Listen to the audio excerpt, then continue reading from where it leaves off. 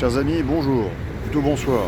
Nous sommes le jeudi 10 mars 2022 et derrière moi vous avez la Comédie Française. Je suis sur Paris. La Comédie Française, c'est véritablement ce que nous vivons actuellement avec l'élection présidentielle. C'est une vraie comédie qui pourrait bientôt devenir une véritable tragédie. Sur la place du Palais Royal, à côté de la Comédie Française, vous avez le Conseil d'État. Conseil d'État qui est juste ici. Conseil d'État qui est un de nos contre-pouvoirs, sans lequel nous ne pouvons pas avoir de démocratie, au même titre que le Conseil constitutionnel qui est juste derrière. Et c'est ce dont je voulais vous parler. Le Conseil constitutionnel a fait l'objet d'un dépôt hier avec Maître Brouza.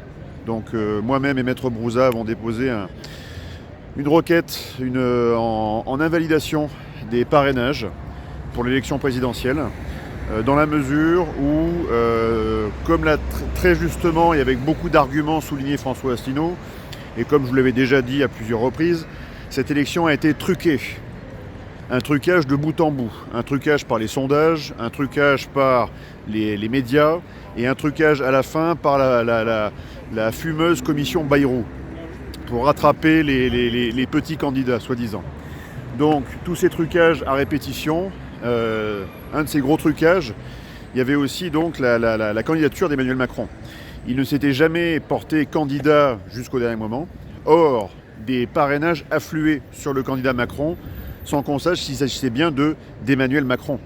Or, Maître Brouza a mis en évidence qu'il y avait plusieurs Emmanuel Macron et donc qu'il y avait un possible vice de forme dans l'attribution de ces parrainages. Et donc nous allons attaquer donc là-dessus.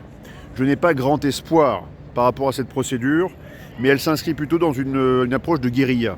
Vu que l'État profond nous fait la guerre en récupérant l'appareil d'État contre nous, contre le peuple, je sais que l'État de droit est tombé. Je sais que cette élection est truquée.